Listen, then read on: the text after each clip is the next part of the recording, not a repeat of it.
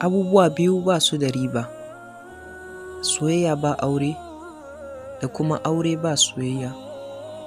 Abubuwa biyu kan dasa ƙauna, kyawawan ɗabi'u da kuma gaskiya.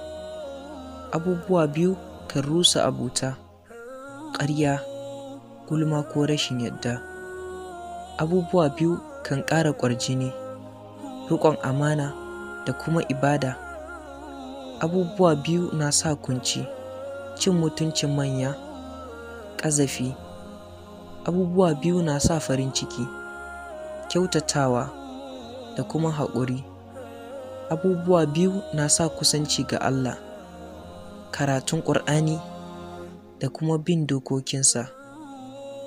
Abubuwa biyu na sa shaiɗan ya guje ka, ambaton Allah da kuma bijirewa son zuciya. Abubuwa biyu na sa ibada ta karɓu: na ɗaya, tauhidi da kuma ikhlasi.